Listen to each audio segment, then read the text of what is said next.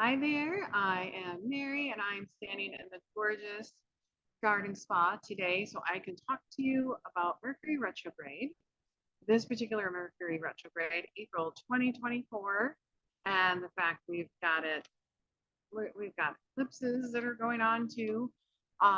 So before I get started, I do want to take a moment to thank Charity for letting me use this gorgeous space. And if you get the chance, if you're in the area, come come say hello to her. So Mercury retrograde, if you know nothing about it, no worries. I'm going to explain it to you and give you a little bit of information about that. You don't have to be an astrologer to understand these things. I'm also going to give you some tips and tricks as to what to do and what not to do during this Mercury retrograde season, if you will. So let's get started. Mercury retrograde is where it appears from our perspective that it's heading backwards, right? But it's really not. It's an optical illusion. It appears to be moving backwards in the sky, but Earth actually briefly overtakes Mercury's orbit, and that's what creates the visual effect. And this happens 3 to 4 times a year. It's just one of those things.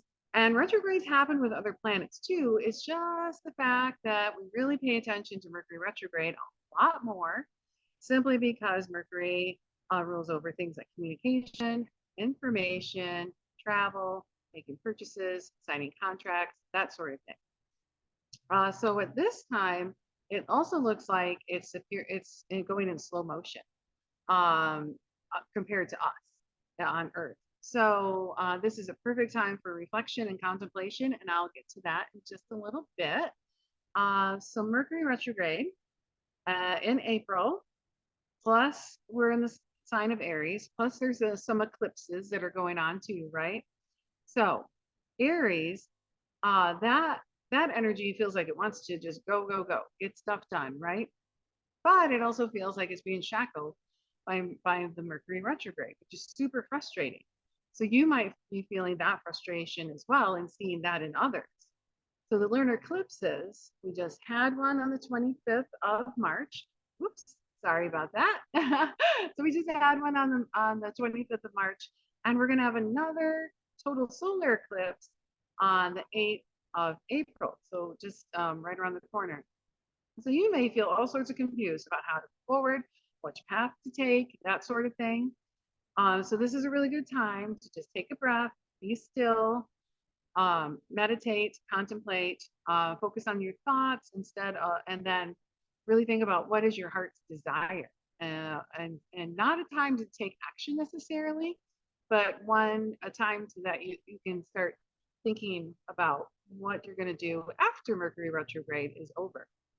Oh, and something else. Old flames, exes, can surface out of nowhere, and that can also add to the stress. Yay.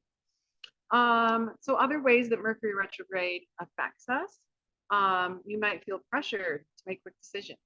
You might act impulsively. There could be all sorts of miscommunications and misunderstandings. Relationships could be really rocky and rough right now. Travel can get sticky, tricky. Technology could just go haywire. You might be having clouded thinking, really fuzzy. And then also, if you're making purchases, you could end up with buyer's remorse.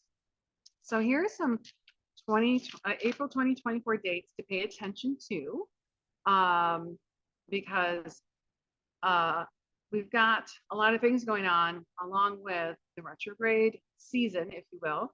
So even though Mercury retrograde started April 1st, it there was these energies leading up to Mercury retrograde. So just like a sunrise or sunset, it's not like the things just snap on and snap off, right? So things probably started feeling weird for you around about March 18th, and they could still feel a little wackadoodle until May 13th. So just be patient during this time. So here's the dates for April from beginning to end. Mercury went retrograde in Aries April 1st. Venus is going to enter Aries on Thursday, April 4th. And those are, like oil and water. So on Monday, April 8th, we have a new moon and a solar eclipse in Aries. Yeah. Friday, April 19th, Sun enters Taurus. So Taurus is an earth sign, and this is all decadence, leisure. Think of throwing roses at a bowl. And so this is a good time to, instead of taking actions, maybe take a break and have some leisure time, have some self-care, right?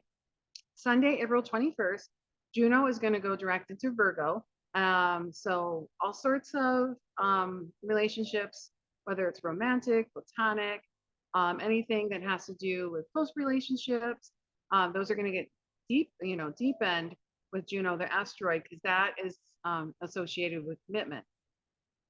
And so that is going to go direct on April 21st. And this transit could be in particular interest if you are kind of on the fence with someone and you want to make things official. So things could start to get more serious. Tuesday, April 23rd, full moon in Scorpio. So this is going to glow like a disco ball in the sky, but it's not going to be as intense as an eclipse, but it's going to be, fun to watch. So Thursday, April 25th, yay, here we go. Mercury goes direct into Aries. So all the things that are feeling wonky will start to dial back. But it's still a good time to maybe not spend so much time on social media and still watch what you say and be careful of all the communication and travel and those sort of things just for a little bit longer. Monday, April 29th, Venus is entering Taurus. So think more self-care. So if you need extra sleep, like luxurious baths, long walks, those sort of things, just go ahead and just do those. One more, Tuesday, April 30th, Mars enters Aries, and that's its home. It's finally home, so things should feel a lot better. And the cosmos is going to respond well for those people that are, taking that fiery, active, and Aries energy. So here's some really easy things to do or not to do during any Mercury retrograde. Basically just, if nothing else, just breathe, okay? Just take a beat. If things are going not quite right, just tell yourself, it's Mercury retrograde, it's gonna pass, things will get better. Here we go. Take a moment to reflect before acting.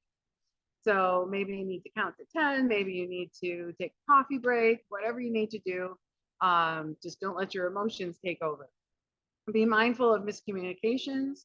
So try to make things as clear as you possibly can. Maybe ask people to repeat themselves.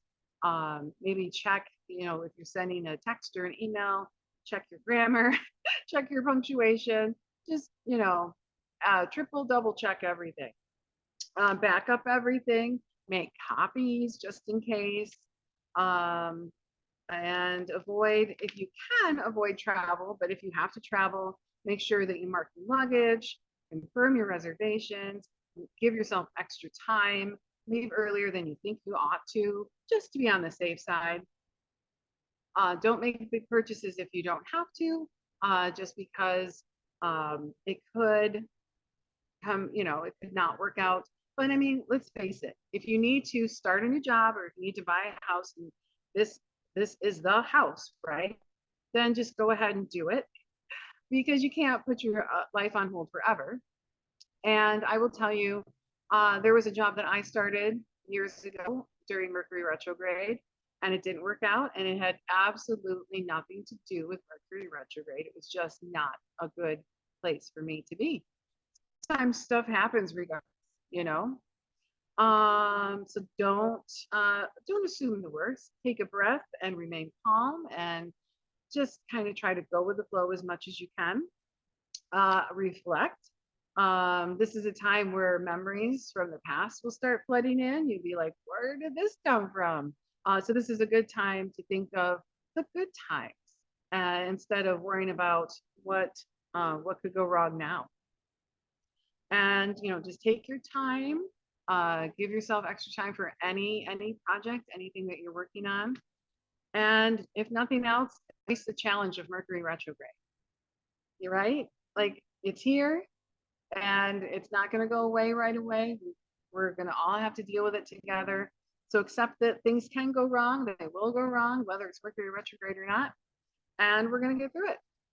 So there you go. And I would love to hear your ways of dealing with when things don't go well, whether it's Mercury retrograde or not. So please share those below so that way other people can learn from you. And one more time, I want to thank Charity for letting me use this beautiful space. And I hope to see you here. I hope to run into you here if you're in the area. And until next time, stay magical.